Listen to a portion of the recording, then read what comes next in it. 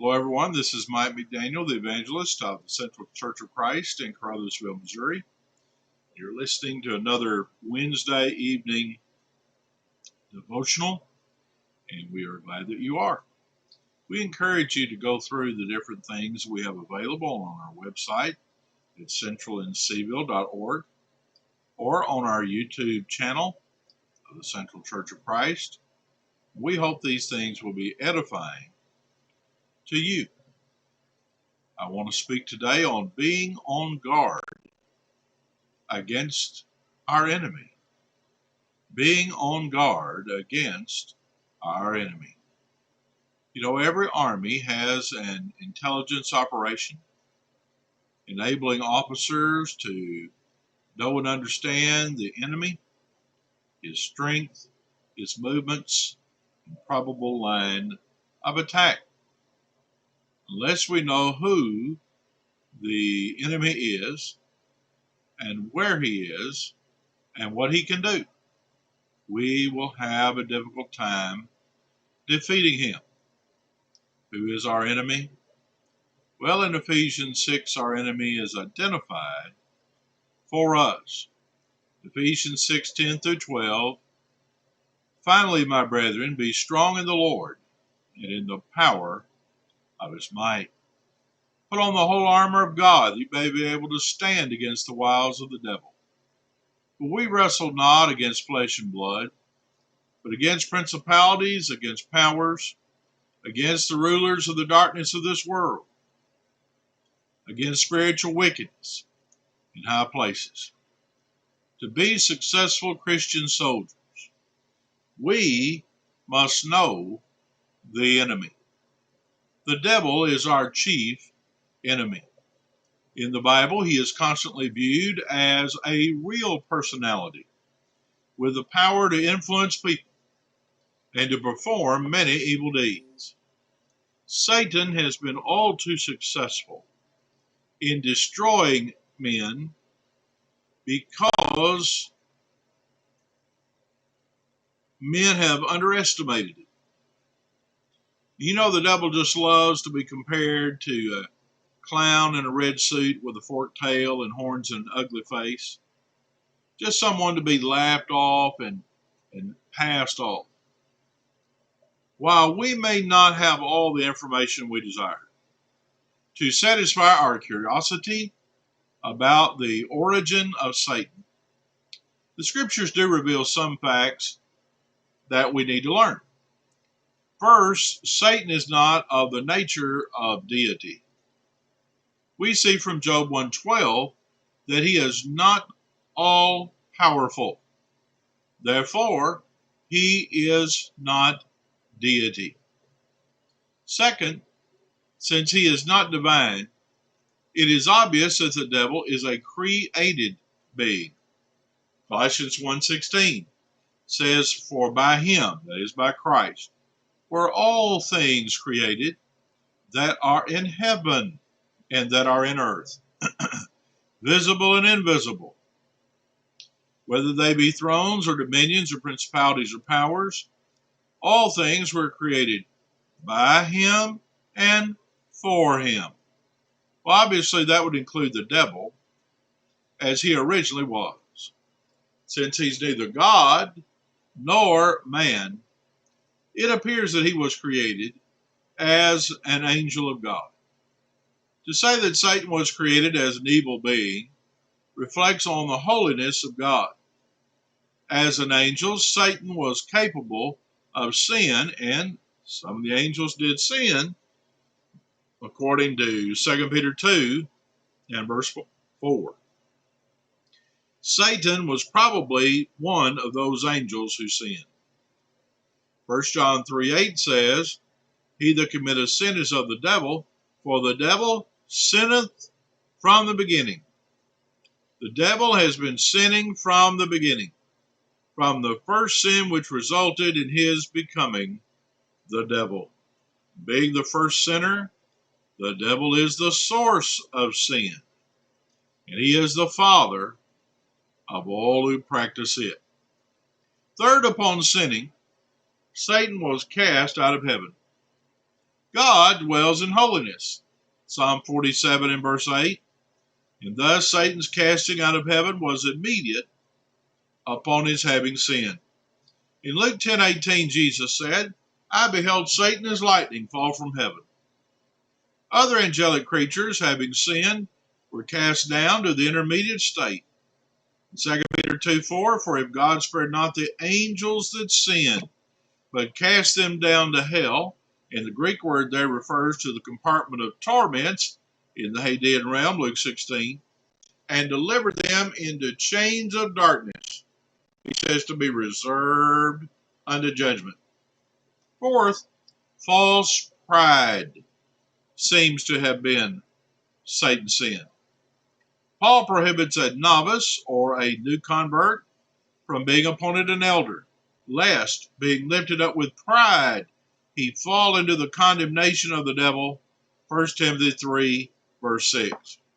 Paul seems to say that a novice or new Christian is not to be appointed as an elder, lest he become proud, as Satan did, and fall as he did. Satan seems to have led a rebellion in heaven. Jude verse 6 states, and the angels, which kept not their first estate, but left their own habitation, he hath reserved in everlasting chains under darkness, unto the judgment of the great day. The sin of these angels consisted of not keeping in their place, but leaving their proper habitation. It seems reasonable to assume that the devil was a leader of their revolt. And while there are other passages that may or may not refer to Satan's origin, these passages together give us a glimpse of the background of the devil. Now, our enemy has several different names which reflect his character. The three most prominent ones are, number one, Satan, number two, devil, and number three, tempter. The name Satan means one who opposes, an adversary. The name devil means one who slanders and accuses. And the name tempter means one who seeks to lure men to sin. These names reveal the character of the devil.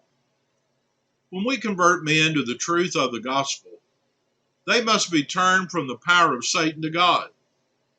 Acts 20:16-8, 26 and verse 18 rather, to open their eyes and to turn them from darkness to light, and from the power of Satan unto God, that they may receive forgiveness of sins and inheritance among them which are sanctified by faith that is in me.